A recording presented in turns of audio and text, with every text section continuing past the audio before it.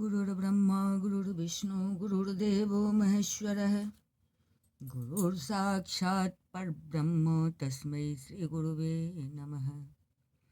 अखण्डमण्डलाकारं व्याप्तं येन चराचरं यत्पदं दर्शितं येन तस्मै श्रीगुरुवे नमः।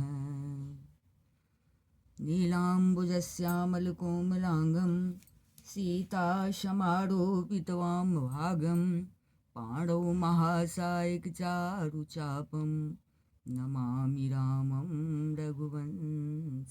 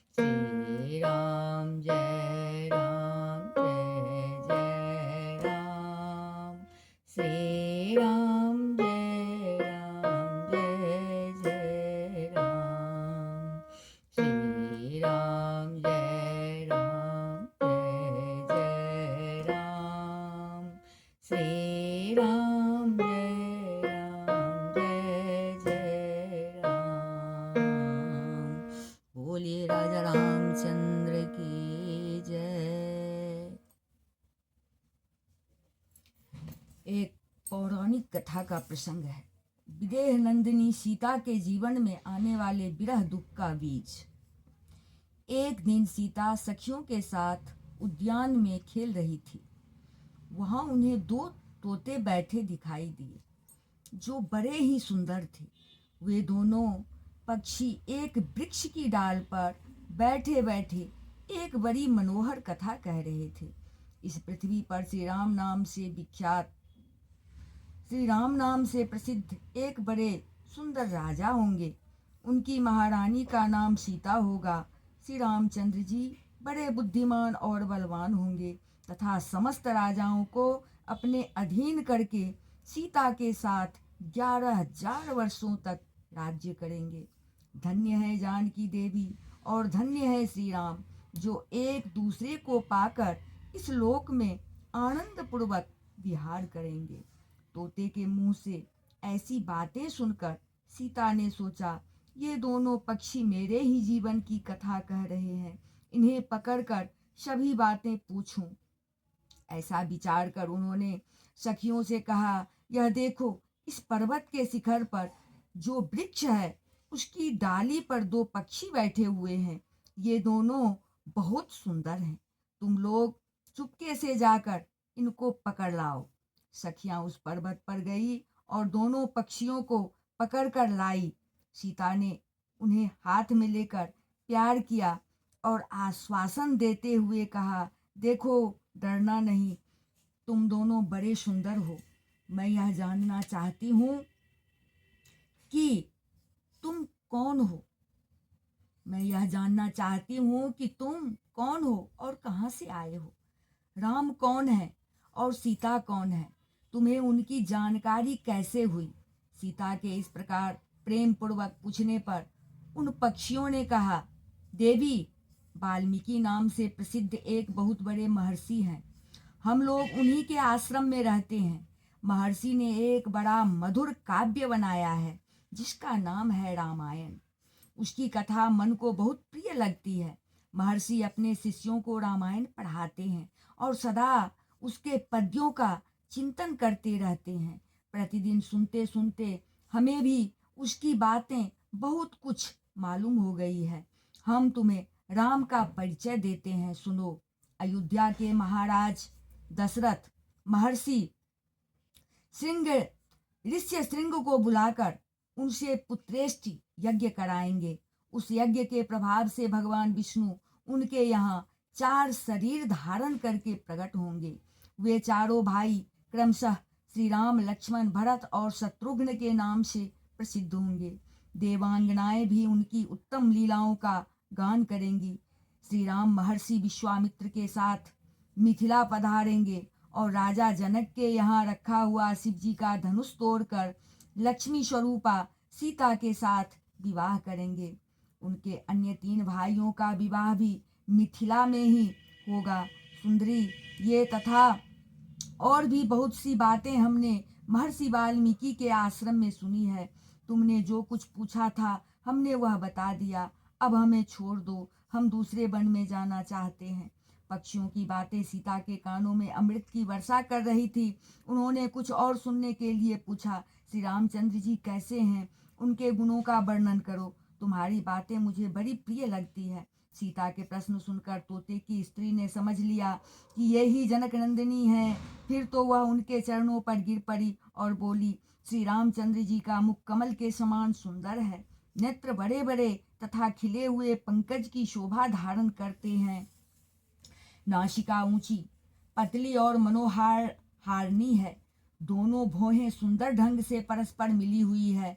भुजाएं घुटनों तक लंबी और मन को लुभाने वाली है। गला शंख के समान है। विशाल वक्ष स्थल में श्रीवत्स का चिन्ह सुशोभित होता है। उनका कटिभाग, जंघा तथा घुटने अत्यंत मनोहर हैं। चरणारविंद की शोभा वर्णन से परे है। श्री रामचंद्र जी का रूप कितना मनोहर है, इसका वर्णन मैं क्या कर सकती हूँ। जिनके 100 मुख हैं वे भी उनके गुणों का बखान नहीं कर सकते। जिनकी झांकी देखकर लावण्यमयी लक्ष्मी भी मोहित हो गई। उनका दर्शन करके दूसरी कौन स्त्री है जो मोहित न हो। मैं श्री राम का कहाँ तक वर्णन करूं। वे सब प्रकार के ऐश्वर्यमय गुणों से युक्त हैं। जनक किशोरी सीता धन्य है जो रघुनाथ जी के साथ हजारों वर्षों तक प्रसन्नता पूर्वक रहेंगी। किंतु सुंदरी, तुम कौन हो जो इतने प्रेम के साथ श्री रामचंद्र जी के गुणों का वर्णन सुनती हो? जानकी बोली, तुम जिसे जनक नंदिनी सीता कहती हो वह मैं ही हूँ। श्री राम ने मेरे मन को अभी से लुभा लिया है। वे यहाँ आकर जब मुझे ग्रहण करेंगे तभी मैं तुम दोनों को छोड़ूंगी। तुमने अपने वचनों से मेरे मन में राम को पाने का लोभ उत्पन्न कर दिया है। अतः मेरे घर में सुख से रहो और मीठे मीठे पदार्थों का भोजन करो। सीता की यह बात सुनकर सुग्गी अनिष्ट की आशंका से कांप उठी और विनती करती हुई बोली, साध्वी, हम वन के पक्षी हैं, पेड़ों पर रहते हैं और स्वच्छंद विचरा करते हैं। तुम्हारे घर में हमें सुख नहीं मिलेगा। मैं गर्भिणी हूँ, अपने स्थान पर जाकर बच्चे पैदा करूंगी, उसके बाद फिर तुम्हारे पास आ जाऊंगी। तोते ने भी ये ही बात कहकर प्रार्थना की, किंतु सीता उस सुग्गी को छोड़ने के लिए उद्यत न हुई। दोनों पक्षी बहुत रोए, गिड़गिड़ाए, किंतु उन्होंने बाल को चित्त हठ के कारण उसे नहीं छोड़ा। वे वनवासी विहंगमों की हार्दिक वेदना का अनुभव न कर सकी। सुग्गी के लिए पति का वियोग असह्य हो गया।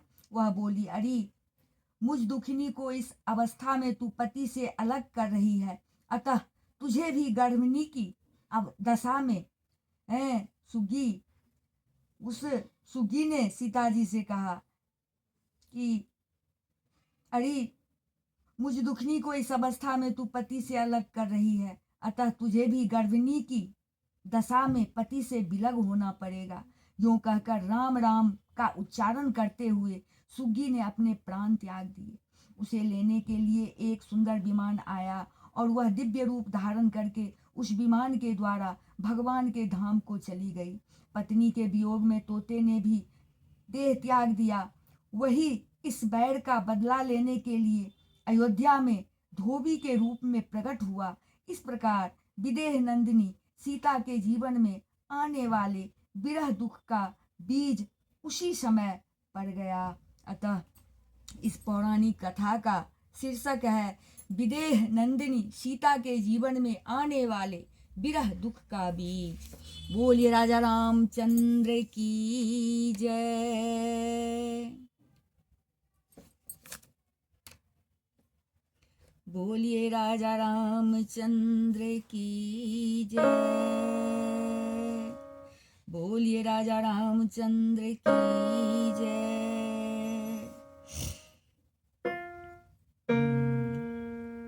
श्री राम जय राम जय जय राम। श्री राम जय राम जय जय राम। श्री राम जय राम जय जय राम। श्री राम जय राम जय जय राम। श्री राम जय राम जय जय राम। श्री राम जय राम जय जय राम। श्री राम जय राम जय जय राम। श्री राम जय राम जय जय राम।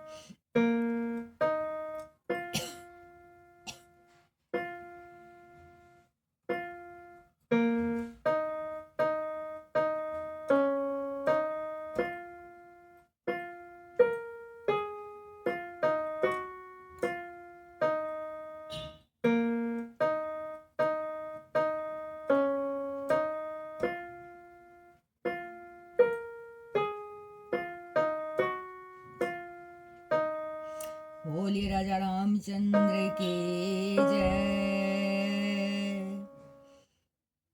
श्री सीताराम की जय।